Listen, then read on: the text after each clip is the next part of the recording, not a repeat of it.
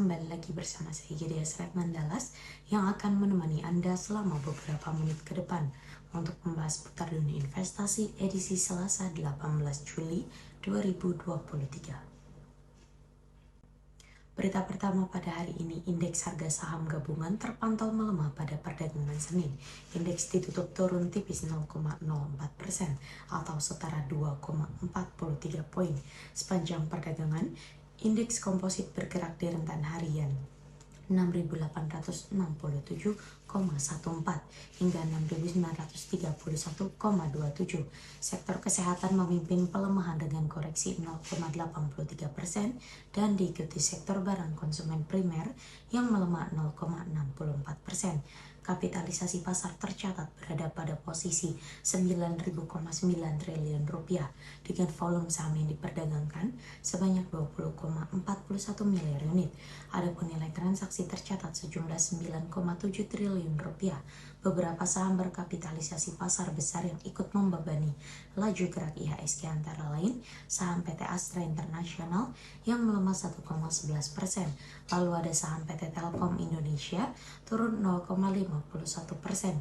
Dari dalam negeri, Badan Pusat Statistik merilis data neraca perdagangan Indonesia per Juni mencatatkan surplus 3,4 miliar US dollar. Surplus tersebut terutama berasal dari sektor non-migas, tetapi tereduksi oleh defisit sektor migas.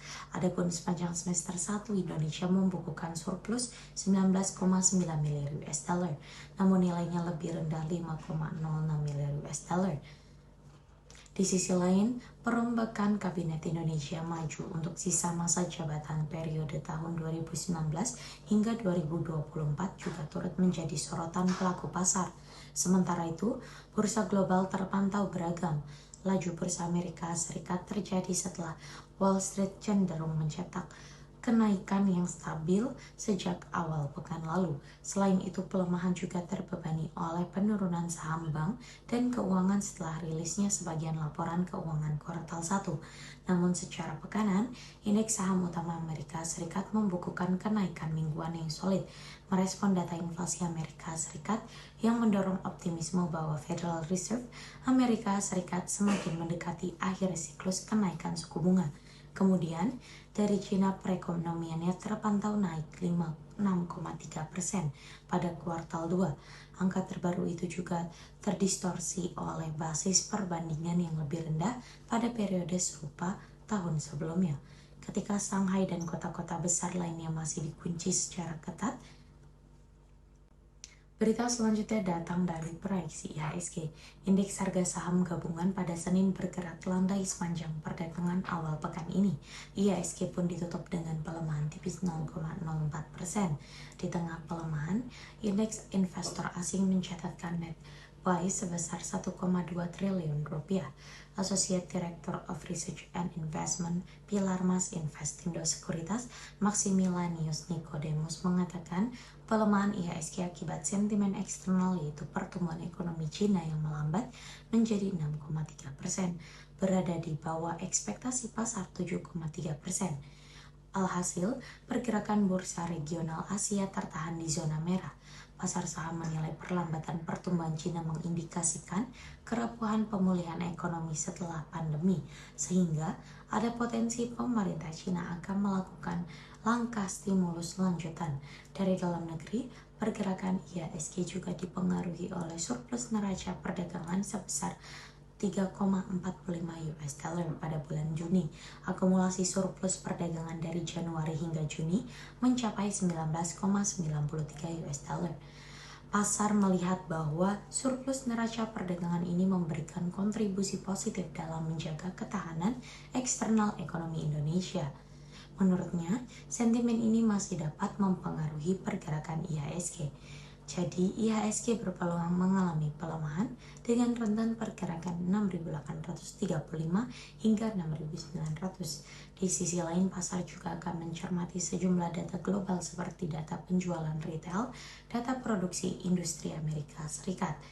Head of Research Mega Capital Sekuritas Cheryl Tanuwijaya juga memperkirakan IHSG hari ini berpeluang kembali melemah.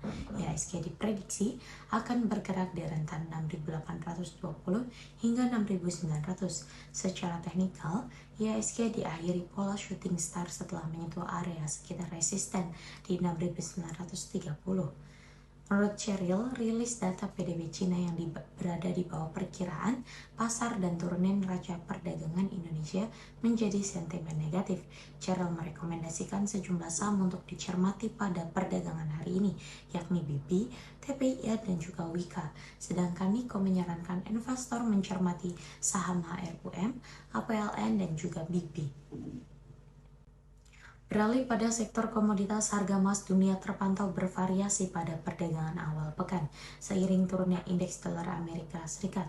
Sementara itu, investor juga masih berspekulasi bahwa The Fed akan segera berhenti menaikkan suku bunga acuannya. Namun demikian, pada pertemuan Komite Pasar Terbuka Federal pada 25 hingga 26 Juli mendatang, investor masih melihat adanya potensi kenaikan suku bunga acuan Amerika Serikat pada akhir bulan ini. Pada perdagangan Senin, kontrak emas paling aktif pengiriman Agustus 2023, divisi COMEX New York Exchange melemah 0,10% menjadi 1.955,60 US dollar per troy ounce. Sementara itu, di pasar spot harga emas justru menguat 0,03%. Adapun indeks dolar Amerika Serikat turun 0,01%. Dari dalam negeri, harga dasar emas 24 karat antam ukuran 1 gram dijual senilai Rp1.073.000, turun Rp1.000 dibandingkan posisi sebelumnya. Adapun harga buyback emas antam berada di level Rp946.000 per gram, lebih rendah Rp1.000 dibandingkan perdagangan sebelumnya. Selanjutnya pada sektor komoditas yang kedua, harga minyak mentah dunia terpantau melemah pada perdagangan Senin petang. Kondisi ini melanjutkan penurunan sesi sebelumnya dan terjadi setelah rilis data pertumbuhan ekonomi Cina melambat pada kuartal 2 2023. Perlambatan di Cina tersebut menimbulkan kekhawatiran akan prospek permintaan minyak global di tengah produksi minyak Libya yang telah beroperasi kembali setelah sempat terhenti pekan lalu.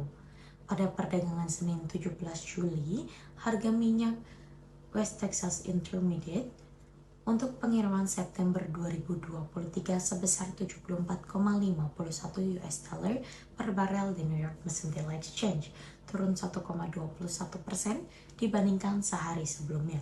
Sementara itu, harga minyak mentah Brent di pengiriman September 2023 berada di level 78,75 US dollar per barel di London Ice Futures Exchange, turun 1,40% dibandingkan dengan perdagangan kemarin. Berdasarkan data dari Biro Statistik Nasional Cina, produk domestik bruto negeri Panda hanya tumbuh 0,8% pada April hingga Juni. Presentasenya lebih lambat dibandingkan pada kuartal pertama tahun ini yang tumbuh 2,2%.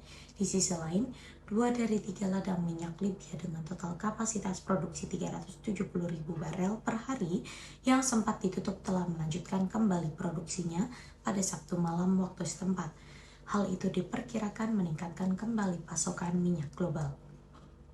Berita penutup kita pada pagi hari ini berdasarkan data Bloomberg, nilai tukar rupiah melemah 0,24%, sedangkan kurs diskon Bank Indonesia mencatatkan rupiah di Rp15.007 per dolar Amerika Serikat.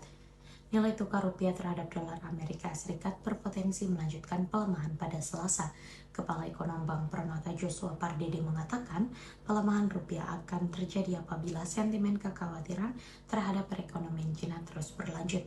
Pertumbuhan ekonomi Cina pada kuartal 2 lebih rendah daripada ekspektasi pasar. PDB Cina pada periode April hingga Juni mencapai 6,3% year on year, naik dari sebelumnya 4,5%. Tapi lebih rendah dari perkiraan 7,1% secara tahunan. Direktur Laba Forexindo Berjangka Ibrahim Aswabi menambahkan, The Fed diperkirakan akan menaikkan suku bunga acuan pada Juli 2023 karena inflasi inti di Amerika Serikat masih tinggi. European Central Bank juga diperkirakan akan menaikkan suku bunga sekali lagi.